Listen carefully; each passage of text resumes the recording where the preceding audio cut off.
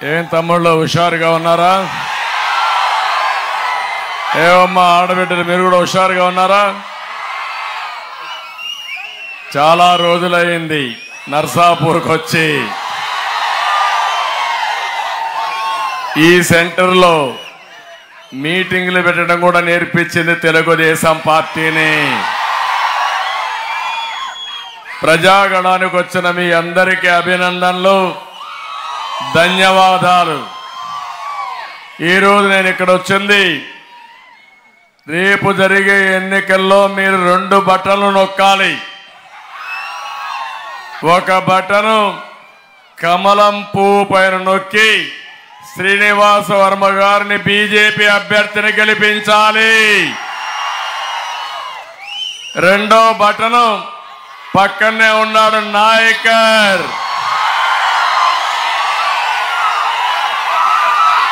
జన సైనికుడు, జనసేనాని ప్రతినిధి.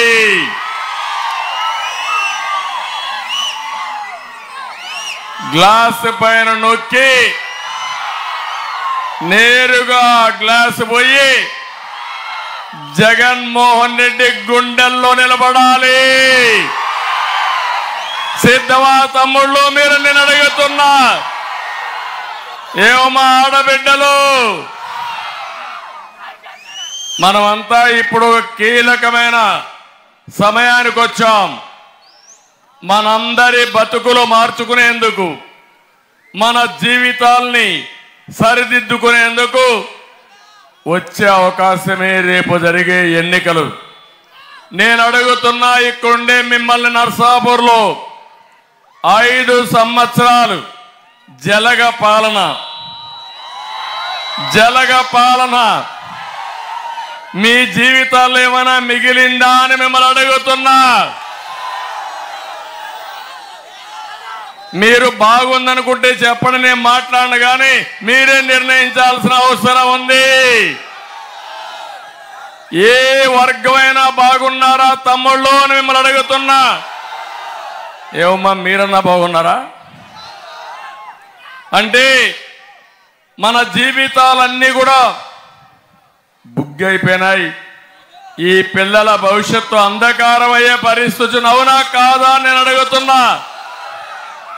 చెప్పుకుంటూ పోతే ఈరోజు రేపు కూడా చాలదు. ఇక్కడే ఈ వర్గం ఆ వర్గం అని లేదు, అన్ని వర్గాలు సంక్షోభంలో పడ్డాయా లేదా?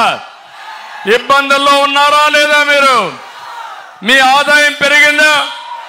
ఖర్చులు పెరిగాయా లేదా? జీవన ప్రమాణాలు తగ్గాయా లేదా? ఏ ప్రభుత్వం అయినా ఖర్చులు తగ్గించి ఆదాయాన్ని పెంచి మీ యొక్క మెరుగైన జీవన ప్రమాణాలు ఇవ్వడం ఆ ప్రభుత్వ లక్షణం. ఈరోజు మీరు చూడండి, నరేంద్ర మోడీ గారి నాయకత్వంలో దేశం దూసుకుపోతా ఉంటే జగన్మోహన్ రెడ్డి రివర్స్ పాలనలో రివర్స్ లో పోతా ఉంది మన రాష్ట్రం. దీనికి మీరు ఆమోదిస్తారా అని మిమ్మల్ని అడుగుతున్నా. తమ్ముళ్ళు, కొన్ని ఉదాహరణలు. ఆంధ్రప్రదేశ్ రైతు, ఏ రైతైనా బాగున్నాడా తమ్ముడు? బాగున్నాడా అని మిమ్మల్ని అడుగుతున్నా. అందరికీ అన్నం పెట్టే రైతు ఎప్పుడో ధవళేశ్వరం బ్యారేజ్ కట్టాడు పుణ్యాత్ముడు కాటన్ ద్వారా. ఇప్పుడు కూడా పేరెత్తగానే ధవళేశ్వరం అనగానే మీకు గుర్తొచ్చేది ఎవరని మిమ్మల్ని అడుగుతున్నా. కాటన్ ద్వారా మన దేశస్తుడా? ఒక విదేశా నుంచి పరిపాలించడానికి వచ్చాడు. మన కరువు చూశాడు. కరువు చూసిన తర్వాత ధవళేశ్వరం బ్యారేజ్ కట్టాడు. ఈ 2 జిల్లాలు పూర్తిగా మీరు చూస్తే మీరు ఇబ్బందుల్లో నుంచి బయట వచ్చారు. అది ఆయన చూపించిన చొరవ, మీరు గుర్తుపెట్టుకున్న విధానం. ఒక్క విషయం గుర్తుపెట్టుకోవాలి, రైతును సరిగా చూసుకుంటే మనకు ఎలాంటి ఇబ్బంది లేకుండా తిండి పెట్టే సత్తా ఉండేది ఒక రైతాంగానికి. అవునా కాదా అని మిమ్మల్ని అడుగుతున్నా. ఏ రంగమైనా పర్వాలేదు కానీ, ఏది నష్టపోయినా పర్వాలేదు కానీ రైతు నష్టపోతే మాత్రం ఆ దేశం బాగుపడదని చెప్పి కూడా నేను మీకు తెలియజేస్తున్నా. డబ్బులు సంపాదిస్తాం, టెక్నాలజీ మనం అడాప్ట్ చేసుకుంటాం, అధికారం వస్తుంది, కనీసం తిండి లేకపోతే బతికే పరిస్థితి తమ్ముళ్ళు అని అడుగుతున్నా. అలాంటి అన్నదాత ఈరోజు ఇబ్బందుల్లో ఉన్నాడా లేదా అని మిమ్మల్ని అడుగుతున్నాను. గోదావరి అనంగానే గుర్తొచ్చేది దేశానికి అన్నం పెట్టిన అన్నదాత ఈరోజు సంక్షోభంలో ఉన్నాడా లేదా అని మిమ్మల్ని అడుగుతున్నా. నేను ఒకటే మీ అందరూ చెప్తున్నా, రైతుల మీద ఈ ప్రభుత్వానికి ప్రేమ లేదు, రైతుల సమస్యల పట్ల అవగాహన లేదు, రైతు అంటే గౌరవం లేదు. సాగును చంపేశాడు, రైతును ముంచేశాడు. ఇంకో పక్క గోదావరి డెల్టా చరిత్రలో ఎప్పుడైనా ఇలాంటి దమనీయమైన పరిస్థితి ఉందా అని మిమ్మల్ని అడుగుతున్నా. మొన్ననే నేను వచ్చాను, వరదలు వచ్చాయి, కనీసం గోని సంచులు ఇవ్వలేకపోయారు. మీరు తిరిగి 10 బస్తాలు బియ్యం ఇచ్చేది, మీ బియ్యాన్ని వాళ్ళకి ఇచ్చే పరిస్థితి వచ్చారు. అవునా కాదా? లంచాలు ఇచ్చారా లేదా? మీ ఊరిలో పండించిన ధాన్యాన్ని ఎక్కడో రాజమండ్రిలో ఉండే రైస్ మిల్ పంపించారా లేదా అని మిమ్మల్ని అడుగుతున్నా.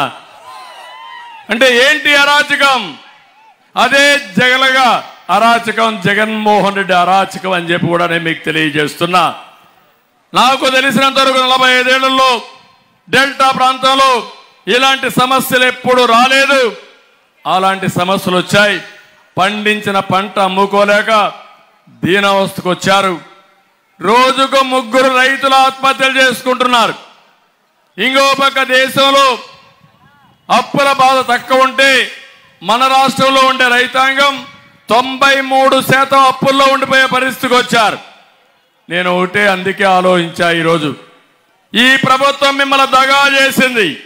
2014లో రైతు రుణమాఫీ చేసిన ప్రభుత్వం తెలుగుదేశం ప్రభుత్వం, అవునా కాదా అని మిమ్మల్ని అడుగుతున్నా. అదే కాకుండా ఆ రోజు రైతు రథం కింద ట్రాక్టర్లు ఇచ్చాం, భూసార పరీక్షలు చేయించాం, పౌష్టిక పోషకాలను ఇప్పించాం, వ్యవసాయాన్ని లాభసాటిగా తయారు చేశాం, కోస్టల్ ఆంధ్రప్రదేశ్లో అక్వా కల్చర్ అభివృద్ధి చేశాం, రాయలసీమలో పెద్ద ఎత్తున హార్టికల్చర్ అభివృద్ధి చేసి రైతును ముందుకు తీసుకుపోయే పరిస్థితికి వచ్చాం. నేను అడుగుతున్నా ఇక్కడే మిమ్మల్ని అందరినీ, తమ్ముళ్ళు ఈ ప్రభుత్వం డబ్బులు ఇచ్చిందా మీకు?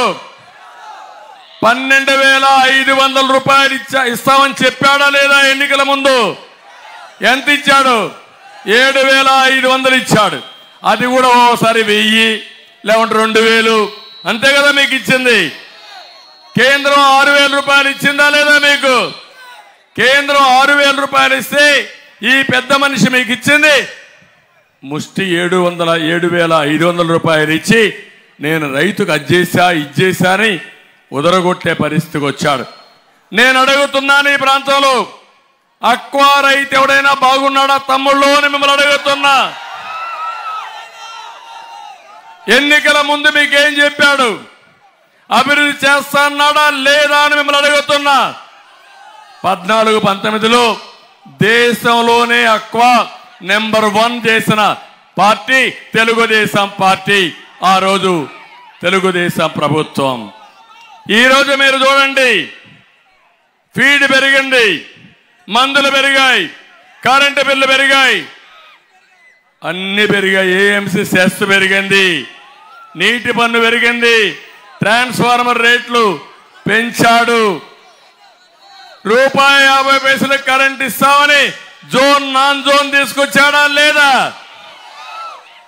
ఇప్పుడు ఎంత కరెంట్? ₹4.50, ₹3.50, ₹4. నేను ఇప్పుడు హామీ ఇస్తున్నా, మళ్ళీ ఎన్డీఏ వస్తానే అక్వా రంగానికి పూర్వ వైభవం తీసుకొస్తాం. ₹1.50 కరెంట్ ఇచ్చే బాధ్యత మాది. మళ్ళీ మేము వస్తానే ఈ అక్వా రంగాన్ని అభివృద్ధి చేసి మిమ్మల్ని అన్ని విధాలా ఆదుకుంటాం. రైతుకు ఒకటే హామీ ఇస్తున్నా, ప్రతి రైతుకు సంవత్సరానికి ఎన్డీఏ 20,000 రూపాయల ఆర్థిక సహాయం ఇచ్చే బాధ్యత మాది. అన్నదాతను ఆదుకుంటాం, రైతును రాజు చేస్తాం. మీకు ఏమాత్రం ఇబ్బందులు లేకుండా మిమ్మల్ని ఆదుకునే బాధ్యత మాదని మరొక్కసారి రైతాంగానికి హామీ ఇస్తున్నా. తమ్ముళ్ళు, ఇక్కడ మా తమ్ముళ్ళు ఉన్నారు, యువత. ఒక్క విషయం యువత మాట్లాడే మునుపు నేను ఒక విషయం చెప్పాలి మీ అందరికీ. తమ్ముళ్ళు, ఈరోజు మేము 3 పార్టీలు కలిసి ఇక్కడికి వచ్చాం, అవునా కాదా? ఎవరి కోసం అని నేను మిమ్మల్ని అడుగుతున్నా. ఒక పక్క చూస్తే పవన్ కళ్యాణ్ గారు రాష్ట్రం అంటే ఒక అభిమానం ఉండే నాయకుడు, పేదవాళ్ళకు అండగా ఉండాలనే ఆలోచనతో వచ్చిన వ్యక్తి. రాజకీయాలంటే వ్యాపారం కాదు, సేవాభావం అని చాటి చెప్పిన వ్యక్తి పవన్ కళ్యాణ్ గారు. ఇక్కడ మా జన సైనికులు ఉన్నారు, ఉత్సాహంగా ఉన్నారు. మొట్టమొదటిసారిగా మీరు ఒక్కసారి ఆలోచిస్తే ఆంధ్రప్రదేశ్ రాష్ట్రం నష్టపోతా ఉంది. వైఎస్ఆర్ కాంగ్రెస్ వ్యతిరేక ఓటు చేయకూడదు, అన్ని రాజకీయ పార్టీలు కలిసి పోటీ చేయాలి. ఈ రాష్ట్రాన్ని వైసీపీ విముక్త రాష్ట్రంగా తయారు చేయాలని చెప్పిన వ్యక్తి పవన్ కళ్యాణ్ గారు అని చెప్పి కూడా నేను మీకు తెలియజేస్తున్నా. అలాంటి వ్యక్తి ఈరోజు కలిసి ఒక అలయన్స్ మేమందరం కూడా ఒక జట్టు కట్టాం. రెండోది నరేంద్ర మోడీ గారు ఈ రాష్ట్రాన్ని, ఈ దేశాన్ని ప్రపంచ దేశాల్లో ఒక అగ్రదేశంగా తయారు చేయాలని అనేక కార్యక్రమాలకు రూపకల్పన కల్పించిన వ్యక్తి నరేంద్ర మోడీ గారు. ఈరోజు నేను మొన్న కూడా చెప్పాను, 2047కి భారతదేశం నెంబర్ 1 దేశంగా తయారవుతుంది. ప్రపంచంలో ఉండే భారతీయులు నెంబర్ 1గా తయారవుతారు. అది సాధ్యం నరేంద్ర మోడీ గారి నాయకత్వంలో అని చెప్పి నేను మీకు తెలియజేస్తున్నా. అందుకే ఈరోజు బీజేపీ కేంద్రంలో ఉంది. ఎవ్వరికి అనుమానం అవసరం లేదు, మళ్ళీ వచ్చేది ఎన్డీఏ గవర్నమెంటే కేంద్రంలో. 400 సీట్లు అక్కడ వస్తాయి. మన ఆలోచన 160+ ఇక్కడ రావాలి. 24 పార్లమెంట్లు గెలవాలి. అప్పుడే మన అభివృద్ధి జరుగుతుంది. తమ్ముళ్ళు, నష్టపోయిన రాష్ట్రం 13 లక్షల కోట్ల రూపాయల అప్పు తెచ్చాడు. మన నెత్తిన అప్పుల కుంపటి ఉంది. నేను ఒకటి అడుగుతున్నా మిమ్మల్ని, మీ ఇంటి పైన ట్యాంక్ ఉంటుంది, ట్యాంకులో నీళ్లుంటే కొళాయిలో నీళ్లు వస్తాయి, అంతేనా? ట్యాంకులో నీళ్లు లేకపోతే కొళాయిలో నీళ్లు రావు, అంతే కదా? అదే పరిస్థితి మన రాష్ట్ర పరిస్థితి. నిన్నే ఖజానా ఖాళీ అయిపోయింది. ఈరోజు 5వ తారీఖు ఉద్యోగస్తులకు జీతాలు వచ్చాయా తమ్ముళ్ళు అని మిమ్మల్ని అడుగుతున్నా. ఉద్యోగాలు చేసినటువంటి పింఛన్ ఇచ్చే వాళ్ళకి పింఛన్లు వచ్చాయా అని మిమ్మల్ని అడుగుతున్నా.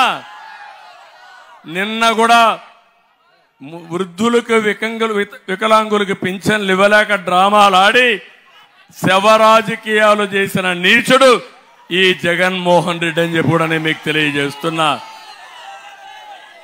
ఎందుకు ఈ మాట వాడుతున్నానంటే, ఎప్పుడు కూడా ఈ పార్టీ డిఎన్ఏలో ఉంది శవ రాజకీయం. తండ్రి చనిపోతే తండ్రి లేని బిడ్డను వచ్చి సానుభూతి పొందాడు. బాబాయిని ఈయనే చంపేసి మా తండ్రి పోయాడు, బాబాయ్ లేడు, ఓటేమని అడిగే పరిస్థితి వచ్చాడు. ఈయన్ని చూస్తే నాకు ఒకటి గుర్తొస్తుంది. పాత రోజుల్లో నాగభూషణం అని ఒక సినిమాలో విలన్ ఉండేవాడు, జ్ఞాపకం తమ్ముళ్ళు. వీళ్లే చంపేసి, వీళ్లే దండేసి, వీళ్లే సానుభూతి కోసం ప్రయత్నం చేసి ఆ కేసు ఎదురు వాళ్ళ పైన పెట్టేసి ఆ రకం వీళ్ళు. అవునా కాదా మీరు? నేను అందుకే నిన్న మొన్న చెప్పాను, వైఎస్ఆర్ కాంగ్రెస్ పార్టీ ఫ్యాన్ ఇది, అరిగిపోయింది. తిరిగే పరిస్థితి లేదు. తిరగని ఫ్యాన్ మనకు కావాలన్నా అని మిమ్మల్ని అడుగుతున్నా. ఫ్యాన్ ని ముక్కలు ముక్కలు చేయాలి, డస్ట్బిన్ లో పారేయాలి. అదే సమయంలో జగన్మోహన్ రెడ్డి గొడ్డలు పెట్టుకొని సింబల్గా, ఎందుకంటే గొడ్డలి పోటు ఎదురు తిరిగితే గొడ్డలి వేటు. అదే కదా ఈ రాష్ట్రంలో. ఎవరైనా ఇబ్బందుల్లో లేని వాడు ఎవరైనా ఉన్నారా అని మిమ్మల్ని అడుగుతున్నా. నాలాంటి వాడి జోలికి 40 ఏళ్ళు ఎవడు రాలా. వచ్చాడు బచ్చా, చూపిస్తా, వదిలిపెట్టను. ఏంటో ఆయన ప్లేస్ చరిత్రలో చూపించే బాధ్యత నాది. ఇది పులివెందల కాదు, నర్సాపూర్.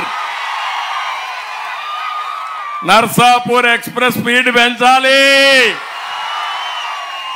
రాష్ట్రం అంతా హుషారు కావాలి. పవన్ కళ్యాణ్ గారు, అదే మాదిరిగా తెలుగుదేశం పార్టీ, బీజేపీ 3 కూడా జట్టు కట్టిన తర్వాత ఇంకా తిరుగులేదు ఈ స్పీడ్కి. ఉందా తమ్ముళ్ళు అడుగుతున్నా. ఈ ముఖ్యమంత్రిని ఒకటి ఆలోచించండి. మా యువత ఉన్నారు ఇక్కడే. తమ్ముళ్ళు, హుషారైన యువత. ఉద్యోగాలు వచ్చాయా? జాబ్ క్యాలెండర్ పెట్టాడా? మెగా డిఎస్సి వచ్చిందా? ఎవరికైనా ఒక్కడికైనా ఉద్యోగాలు వచ్చాయా? మరి ఎవ్రీడే మాట్లాడతాడు ఈ ముఖ్యమంత్రి. నేను అది చేశా, ఇది చేశా. అందుకే నేను చెప్తున్నా, మళ్ళా జాబు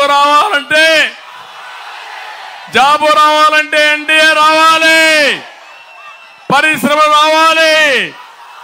అది తెచ్చే శక్తి మాకు తప్ప ఈ జలగ జగన్మోహన్ రెడ్డికి లేదు. తమ్ముళ్ళు, 14-19లో పరిశ్రమలు వచ్చాయా లేదా? ఉద్యోగాలు వచ్చాయా లేదా? డిఎస్సి పెట్టామా లేదా?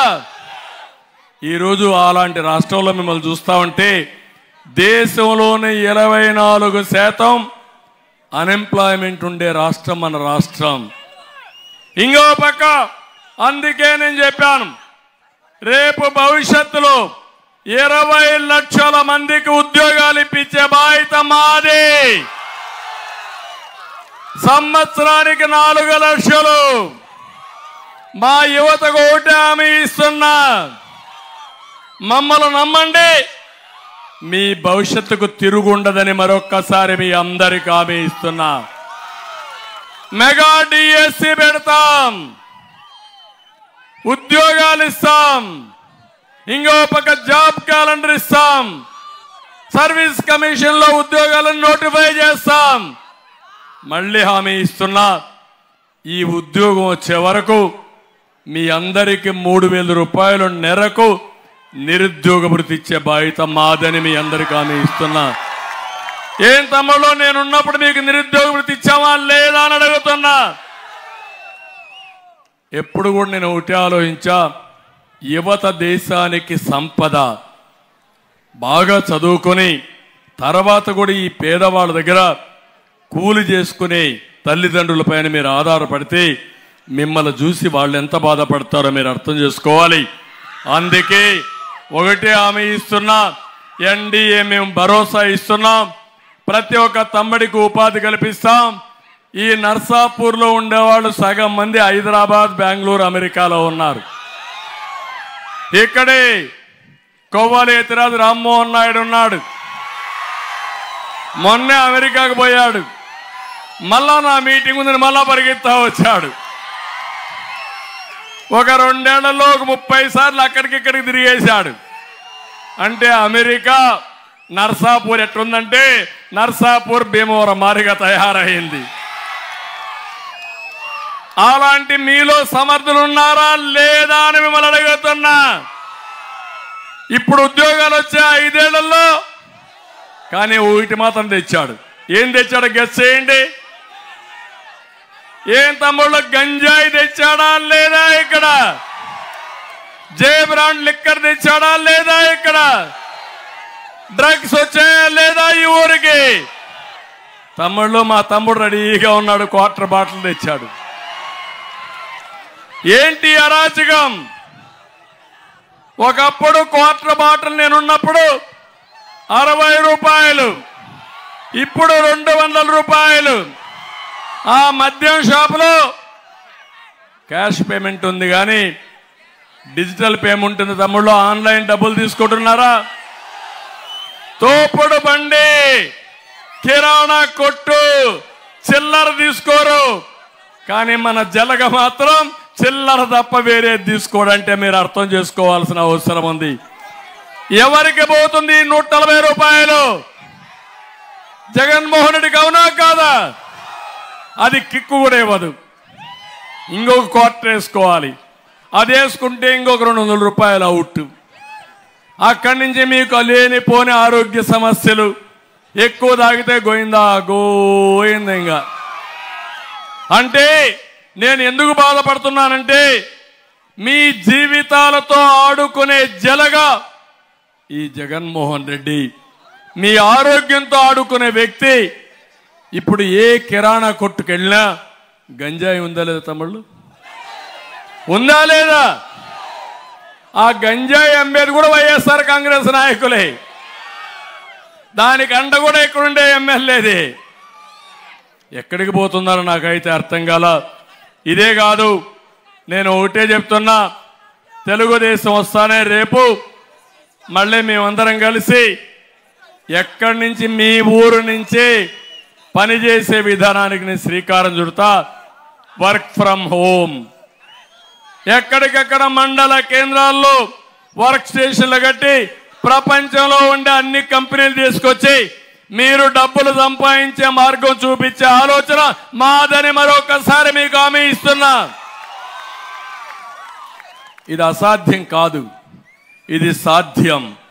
ఇప్పుడు చాలా మంది గ్రామాల్లోనే పనిచేసే పరిస్థితికి వచ్చారు. ఇప్పుడే మా తమ్ముడు అడుగుతున్నాడు ఇసుక. ఇప్పుడే దారిలో వస్తా ఉంటే చూశాను నేను. దారిలో వస్తా ఉంటే డిఎస్సి కోసం కొంతమంది మెమరాండం ఇచ్చారు. కొంతమంది భవన నిర్మాణ కార్మికులు మా పొట్టగొట్టాడు ఈ జగన్మోహన్ రెడ్డి, ఇసుక పైన మొనోపలి పెట్టి దోచుకున్నాడు. ఇంకో పక్క మీరు ఆలోచిస్తే స్టీల్ రేటు పెంచాడు, సిమెంట్ రేటు పెంచాడు, భవన నిర్మాణం ఆగిపోయింది, మా జీవితాలు నాశనం అయిపోయాయని చెప్పే పరిస్థితికి వచ్చారు. నేను అడుగుతున్నా, తెలుగుదేశం హయాంలో ఒక ట్రాక్టర్ ఇసుక ఎంత తమ్ముళ్ళు? 1000 రూపాయలు అవునా కాదా? ఇప్పుడు ఎంత? 5000 అవునా కాదా? 4000 ఎవడికి పోయినాయని మిమ్మల్ని అడుగుతున్నా. ఇలాంటి చాలా జరిగాయి. ఒకటే కాదు, అన్ని పన్నులు పెరిగిపోయినాయి.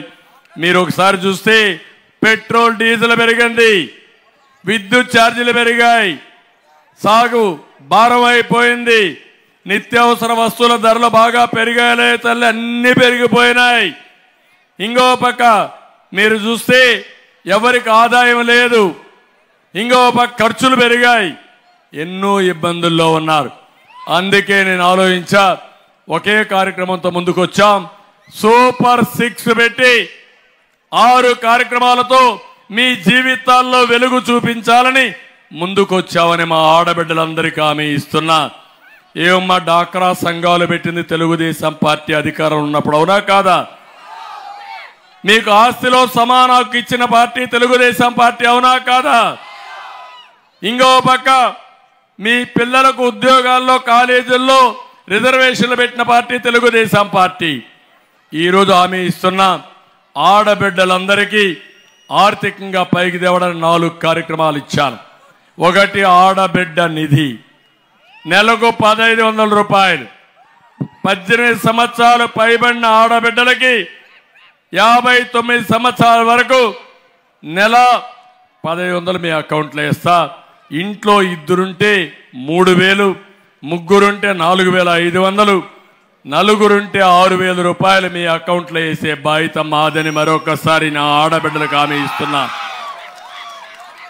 దీనివల్ల మీరు ఆదాయం పెంచుకునే పరిస్థితి వస్తుంది. ఏం చేయాలో కూడా నేర్పిస్తాను. రెండోది తల్లికి వందనం. మీ బిడ్డల చదువు కోసం ఒక బిడ్డ ఉంటే 15,000, 2 బిడ్డలుంటే 3,000, ముగ్గురుంటే 30,000, ముగ్గురుంటే 45,000, నలుగురుంటే 60,000 రూపాయలు మీకు ఇచ్చే బాధ్యత మాది. ఈ దేశంలో జనాభా తగ్గిపోతా ఉంది. దక్షిణ భారతదేశంలో చాలా స్పీడ్గా జనాభా తగ్గిపోయే ప్రమాదం ఉంది. దీనివల్ల 2 లాభాలు వస్తాయి. జనాభా నియంత్రణ చేసుకుంటాం. రెండోది మీకు వెసులుబాటు వస్తుంది. పిల్లల్ని బాగా చదివిస్తే ప్రపంచాన్ని జయిస్తారు. మూడోది ధరలు పెరిగాయి. నేనే వంట గ్యాస్ ఇచ్చాను, దీపం పెట్టాను. ఈరోజు మీ అందరికీ మళ్ళీ 3 గ్యాస్ సిలిండర్లు ఉచితంగా ఇస్తామని ఆడబిడ్డలందరికీ హామీ ఇస్తున్నా. ఇది కాకుండా ఉచితంగా ఆర్టీసీ బస్సుల్లో ప్రయాణం, ఆ ఏర్పాట్లు కూడా చేస్తాం. నేను ఒకటే మీకు హామీ ఇస్తున్నా, ఎవరైనా టికెట్ అడిగితే నా పేరు చెప్పండి. ఇది చంద్రన్న ఇచ్చినటువంటి వరం, ఎవరు అడ్డపడలేరు. ఇది ఎన్డీఏ ఇచ్చినటువంటి హామీ అని మీరు ధైర్యంగా చెప్పి వెళ్ళండి. తిరుగు లేదు. మీ భద్రతకు భరోసా మాది. అది ఎన్డీఏ ఇస్తుందని చెప్పి కూడా నేను మీకు తెలియజేస్తున్నా. ఇలాంటి కార్యక్రమాలు పెట్టి మా ఆడబిడ్డలందరినీ పైకి తీసుకొస్తాం. జగన్మోహన్ రెడ్డి చేసే పని 10 రూపాయలు ఇచ్చి 100 రూపాయలు దోచేయడం. నేను చేయబోయేది అప్పు చేసి ఇవ్వడం కాదు. నరేంద్ర మోడీ గారు ఎన్డీఏలో కానీ నేను కానీ అలవాటు చేసుకున్న విధానం సంపద సృష్టించడం. సృష్టించిన సంపద నుంచి ప్రభుత్వ ఆదాయం పెంచడం, పెంచిన ఆదాయం ఈ పేదవాళ్లకు పంచడం మేము అనుకున్న ఇది. ఈరోజు ఎన్డీఏలో ఉండే సంక్షేమ కార్యక్రమాలు, నేను ముఖ్యమంత్రిగా ఉన్నప్పుడు ఇచ్చిన సంక్షేమ కార్యక్రమాలు ఇప్పుడు ఉన్నాయని మిమ్మల్ని అడుగుతున్నా. ఆ రోజు మీరు చూస్తే బడ్జెట్లో 19% సంక్షేమ కార్యక్రమాలకు ఖర్చు పెట్టిన పార్టీ తెలుగుదేశం, ఎన్డీఏ. ఈరోజు 15% ఖర్చు పెడుతున్నారు. అన్నా క్యాంటీన్ ఉందా అని మిమ్మల్ని అడుగుతున్నా. చంద్రన్న బీమా ఉందా అని అడుగుతున్నా. పెళ్లి కానుకలు ఉన్నాయని మిమ్మల్ని అడుగుతున్నా. పండుగ కానుకలు ఉన్నాయని మిమ్మల్ని అడుగుతున్నా. రంజాన్ తోఫా ఉందని మిమ్మల్ని అడుగుతున్నా. ఇలాంటి కార్యక్రమాలు 100 ఇచ్చాం. ఈరోజు అన్నీ పోయినాయి.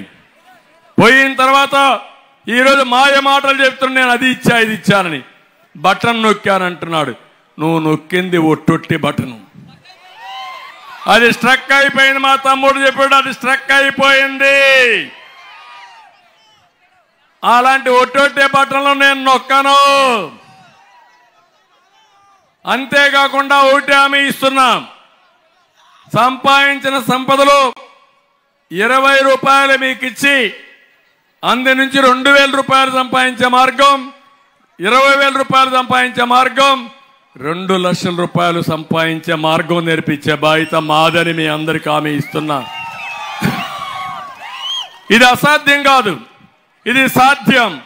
చేసి చూపిస్తామని కూడా నేను మీ అందరికీ హామీ ఇస్తున్నా. ఈరోజు ఒక విషయం ఇక్కడ అడుగుతున్నా. ఆటోమొబైల్ ఉంది ఇక్కడ. ఏం తమ్ముళ్ళు, ఏ ఆటో డ్రైవర్ అయినా ఆనందంగా ఉన్నాడా అని మిమ్మల్ని అడుగుతున్నా. పెట్రోల్ డీజిల్ పెరిగిందా లేదా అని మిమ్మల్ని అడుగుతున్నా. 1 లీటర్కి 11 రూపాయలు పెరిగింది. కొన్ని రాష్ట్రాల కంటే మన దగ్గర ఇంకా ఎక్కువ పెరిగింది. 5 లీటర్ల పెట్రోల్ వాడితే రోజుకు 55 రూపాయలు అదనంగా ఖర్చు అవుతుంది. ఈ విధంగా మీరు చూస్తే సంవత్సరానికి దగ్గర 20,000 రూపాయలు పెరిగిన పెట్రోల్ డీజిల్కే ఖర్చు పెడుతున్నారు. ఏం తమ్ముడు, ఏ రోడ్డు అయినా బాగుందా? బాగుందా అని మిమ్మల్ని అడుగుతున్నా. మట్టేసాడా అని అడుగుతున్నా. 1 రోడ్డుకి సిమెంట్ వేసాడా అని అడుగుతున్నా. లేకపోతే గుంతలు పూడ్చాడా అని మిమ్మల్ని అడుగుతున్నా. అదే తెలుగుదేశం పార్టీలో ఎప్పుడైనా ఏ రోడ్లైనా గుంతలున్నాయా అని మిమ్మల్ని అడుగుతున్నా. మళ్ళీ రోడ్లు బాగుండాలంటే ఎన్డీఏ రావాలా లేదా?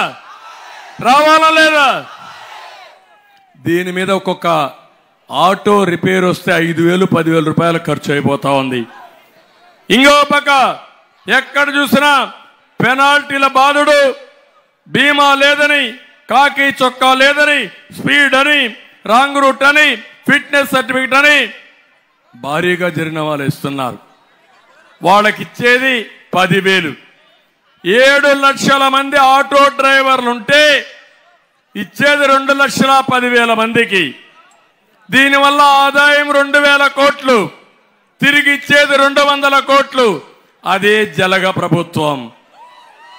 దోచింది 2,000, ఇచ్చింది 200 అంటే 10% తమ్ముళ్ళు. అది మీరు అర్థం చేసుకోవాలి. ఇలాంటి ప్రభుత్వం మంచిది కాదని చెప్పి కూడా నేను మీకు తెలియజేస్తున్నా. దీనికి తోడుగా గ్రీన్ ట్యాక్స్ వేశాడు.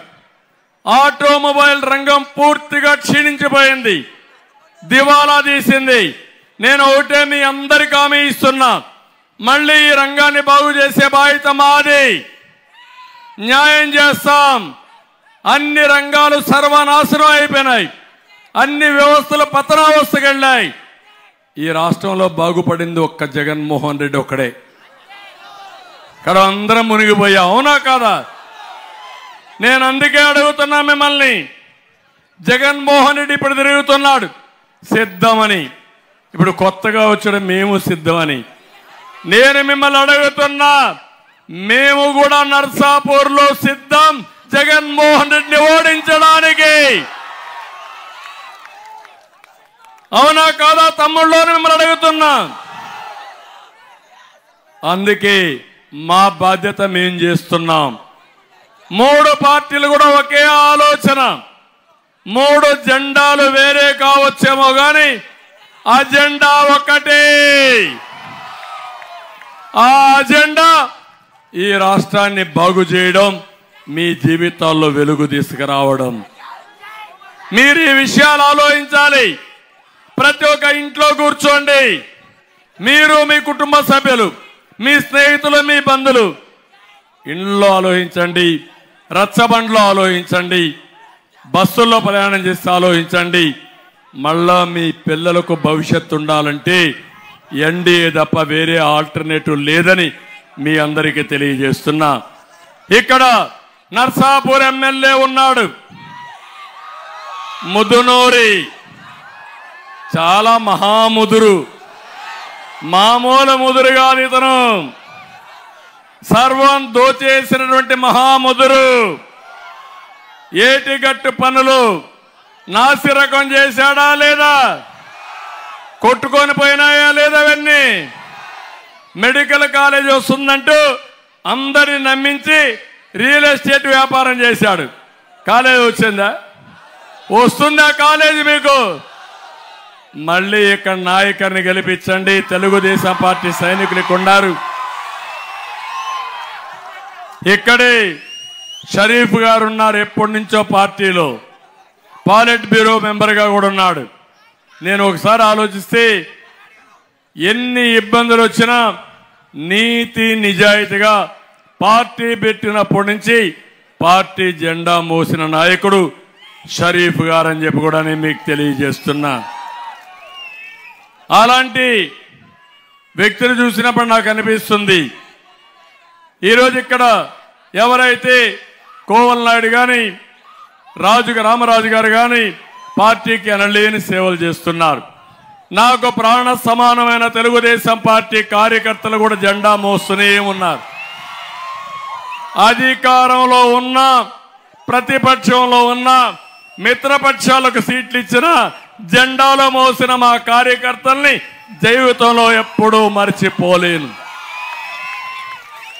మీ త్యాగం వృధా కాదు. నేను అండగా ఉంటా, మేమందరం కూడా అండగా ఉంటాం. 3 పార్టీల నాయకులకి కార్యకర్తలకు ఒకటే విజ్ఞప్తి చేస్తున్నాం. కేంద్రంలో రాష్ట్రంలో 2 ప్రభుత్వాలు ఉంటాయి. నాయకులకు కార్యకర్తలకి తగిన గుర్తింపు, మీకు న్యాయం చేసే బాధ్యత మాదని మరొక్కసారి మీ అందరికీ హామీ ఇస్తున్నా. ఈరోజు ఇక్కడికి వచ్చినప్పుడు సెంటు పట్టాలు రైతు వద్ద తక్కువ ధరకొని కడాన సెంటు పట్టాలో కూడా లంచం మెక్కేసిన వ్యక్తి ఈ మహాముదురు. అవునా కదా? చేశాడా లేదా? ఇంకో పక్క ఈరోజు మీరు చూస్తే అక్రమ రవాణాతో ఇసుక ఎంత సంపాదించారు తమ్ముళ్ళు? ఎన్ని కోట్లు లెక్కేలేదు, లెక్కేయలేము. కనీసం ఒక 30 కోట్లు ఉంటుందా? 30 ఇచ్చిన 30 కోట్లు ఒక ఇసుకలో కొట్టేసిన మహాముదురు మీ ఎమ్మెల్యే. లేఅవుట్ వేయాలంటే ఎమ్మెల్యే కప్పం కట్టాలా లేదా? ఎప్పుడైనా ఉందా ఇలాంటి ఆనవాయితీ? అంటే జగన్మోహన్ రెడ్డి, నువ్వు ఇచ్చిన చనువిది, నువ్వు నేర్పించిన విద్య, అది గుర్తుపెట్టుకోమని కూడా కోరుతున్నా. నేను ఒకటే చెప్తున్నాను, ఈ గవర్నమెంట్లో ఇష్టానుసారంగా ప్రజల ఆస్తులు మేసిన ప్రతి ఒక్క వ్యక్తిని కక్కించే బాధ్యత, వాళ్ళందరిపైన యాక్షన్ తీసుకునే బాధ్యత మాది. సముద్రపు కోతకు గురవుతున్న పెదమైన వాని లంక గ్రామానికి ప్రొటెక్షన్, మన రక్షణ వాళ్ళు కావాలన్నారు. తప్పకుండా గోడ నిర్మిస్తాం. మత్స్యకారులకు మళ్ళీ హామీ ఇస్తున్నా. ఇక్కడ ఎమ్మెల్యే కూడా మత్స్యకారులు ఎమ్మెల్యే ఉన్నాడు, క్యాండిడేట్ ఉన్నాడు. వలలు, బోట్లు, డీజిల్ సబ్సిడీస్ అన్ని పునరుద్ధరిస్తాం. పేరుపాళెం బీచ్తో పాటు చుట్టుపక్కల ప్రాంతాలని పర్యాటక కేంద్రంగా ఏర్పాటు చేయాలన్న ఆలోచన నా కళ. ఇది తప్పకుండా చేస్తామని కూడా హామీ ఇస్తున్నా. పశ్చిమ గోదావరిపై బ్రిడ్జి నిర్మాణానికి చర్య తీసుకుంటాం. వశిష్ఠ గోదావరిపై బ్రిడ్జికి, అదే మరి బియ్యపు తిప్ప షిప్పింగ్ హార్బర్ నిర్మాణం చేయాలి. ఎప్పటి నుంచో ఉంది. దీన్ని చేసి ఈ ప్రాంతాన్ని అభివృద్ధి చేయాల్సిన అవసరం ఉంది, చేస్తాం. పేదలకు ఏదైతే మీకు ఇంటి జాగాలు ఎక్కువగా ఇబ్బంది ఉంది, నేను ఒకటే హామీ ఇస్తున్నా, 2 సెంట్ల భూమి మీకు ఇచ్చే బాధ్యత మాదని మీ అందరికీ హామీ ఇస్తున్నా. ప్రతి ఇంటికి తాగునీరు, ఇప్పుడే చెప్పారు, నీటి సమస్య ఎక్కువ ఉంది, అందుకే హామీ ఇస్తున్నాం. ఇక్కడ ఎక్కువ చెరువుల ట్యాంకులు ఉన్నాయి, భూగర్భ జలాలు కూడా సరిగా ఉండవు. దీనికి తోడుగా వాటర్ స్కీమ్స్ అన్ని కూడా లేని పరిస్థితి వస్తుంది. అందుకే నేను ఇచ్చే హామీ, మీ అందరికీ తప్పకుండా వాటర్ స్కీమ్ పెడతాం. అందరికీ సురక్షిత మంచినీళ్ళు ఇచ్చే బాధ్యత, ఇంటింటికి కొళ్ళాయి ద్వారా నీళ్ళు ఇచ్చే బాధ్యత మేము తీసుకుంటామని మీ అందరికీ హామీ ఇస్తున్నా. టౌన్లోకి వస్తే ఏదైతే ఇక్కడంతా కూడా ఒక ముఖ్యమైన సమస్య మీకు ఉంది, భూగర్భ ఏదైతే అండర్ గ్రౌండ్ డ్రైనేజ్ ద్వారా 2 కూడా తాగునీరు, మురుగునీరు కలిసిపోతున్నాయి. దీనివల్ల కంటామినేషన్ పెరుగుతుందని చెప్పారు. తప్పకుండా హామీ ఇస్తున్నా, అండర్ గ్రౌండ్ డ్రైనేజ్ పూర్తి చేసే బాధ్యత కూడా మేము తీసుకుంటాం. ఇది కాకుండా ఇంకొక పక్క ఏవైతే సమస్యలు ఈరోజు మీరు చెప్పారో అవన్నీ చేస్తూనే ఇప్పుడే లాయర్లు అందరూ వచ్చారు. ఎప్పుడు కోర్టులో ఆర్గ్యూ చేసే లాయర్లు ఇప్పుడు ప్రజా కోర్టు కూడా వచ్చారు. కొత్తగా ఒక చట్టం తీసుకొచ్చారు, ఏపీ భూ హక్కుల చట్టం 27. దీనివల్ల తమ్ముళ్ళు ఇప్పుడు ప్రభుత్వ ఆస్తులే తాకట్టు పెట్టాడు, రేపటి నుంచి మీ ఇండ్లు, మీ భూమి కూడా తాకట్టు పెట్టేస్తాడు. ఈ దుర్మార్గుడు ఆ పరిస్థితికి వస్తాడు. ఈ చట్టం వస్తే ఎవరి ఆస్తులకు రక్షణ లేదు. బ్రిటిష్ వాళ్ళు చేయలేని పని ఈ దుర్మార్గుడు చేసే పరిస్థితికి వచ్చాడు. ఇది చాలా ప్రమాదకరమైన చట్టం. మొన్నే మీరు చూశారు, ఒంటిమిట్ట ఒక చేనేత కార్మికుడు భూమి 4 ఎకరాలుంటే ఆ భూమి ఆయనకు హక్కుంటే అప్పులైనాక అమ్మేద్దాం అనుకున్నాడు. అమ్మేయాలని చూస్తే దుర్మార్గులు రికార్డు మార్చేశారు. రికార్డు మారిస్తే తిరిగాడు, అప్పులు చేశాడు, లంచాలు ఇచ్చాడు, ఎవరో పట్టించుకోలేదు. జీవితమైన ఆశొదులుకొని రైల్వే లైన్ కింద పడుకొని ప్రాణత్యాగం చేశాడు. అది చూసిన తర్వాత వాళ్ళ ఇంట్లో భార్య, కూతురు విషం తాగి చనిపోయారు. రేపు కూడా మనకైతే అదే. ఇలాంటి చట్టాలు వస్తే, ఇలాంటి రాక్షసుడు ముఖ్యమంత్రిగా ఉంటే, ఇలాంటి ముఖ్యమంత్రిని ఏ భాషలో తిట్టాలి నాకైతే అర్థం కాదు. రాక్షసుడు అనాలనా, నరరూప అంత కూడా అనాలనా, లేవంటే సైకోనా, లేవంటే ఏం మనిషో నాకైతే అర్థం కాల. మీకేమైనా అర్థమైందా తమ్ముళ్ళు అని మిమ్మల్ని అడుగుతున్నా. మీరు ఒకటే గుర్తుపెట్టుకోండి, ఏదో అరెస్ట్ చేస్తే చంద్రబాబు నాయుడుని అరెస్ట్ చేశారు మాకెందుకు అనుకుంటే, నన్ను అరెస్ట్ చేస్తేనే, పవన్ కళ్యాణ్ అరెస్ట్ చేస్తేనే దిక్కు, లేకపోతే మీరు ఒక దిక్కు తమ్ముళ్ళు అని మిమ్మల్ని అడుగుతున్నా. అంటే సామాన్య ప్రజానీకానికి రక్షణ ఉందా అని మిమ్మల్ని అడుగుతున్నా. ఇక్కడ కూడా నేను చెప్తున్నా, పోలీసులు ఇప్పుడు కూడా కేసులు ఎమ్మెల్యేలు చెప్తే ఇష్టానుసారంగా టీడీపీ, బీజేపీ, జేఎస్పీ కార్యకర్తల పైన కేసులు పెడుతున్నారు. నేను ఒకటే చెప్తున్నా, ధర్మం ప్రకారం పనిచేయండి, చట్ట ప్రకారం పనిచేయండి. ఎన్నికలు వచ్చేసాయి, 40 రోజులు కూడా లేదు, 39 రోజులే ఎక్స్పైర్ అయిపోయిన మెడిసిన్ ఇది. జగన్మోహన్ రెడ్డి పవర్ అయిపోయింది, ఉండదు. ప్రజల్లో తీవ్రమైన వ్యతిరేకత ఉందా లేదా అని మిమ్మల్ని అడుగుతున్నా. అదే ఇంకొక విషయం హెచ్చరిస్తున్నా మిమ్మల్ని అందరినీ, ఏమాత్రం అజాగ్రత్త చూపించినా, ఏమవుతుందనే ఆలోచన వచ్చినా ఒకే మార్గం, మీకు రాబోయే రోజుల్లో బానిసలుగా బతకడం, ఆయన చెప్పింది చేయడం. అలాంటి దరిద్రమైన రాజకీయాలు చేస్తున్నాడు. అందుకే నా పంతం సైకో పోవాలి, రాష్ట్రం బాగుపడాలి. అందుకే మేము ముగ్గురం కలిసి వచ్చాం మీ దగ్గరికి. ఈ రోజు నుంచి చర్చ జరగాలి. 13వ తారీఖు పోలింగ్ బూత్ పోయే వరకు మీరు అందరూ ఆలోచించాలి. ఒక వ్యక్తి 10 మందికి చెప్పాలి, 10 మంది 100 మందికి చెప్పాలి.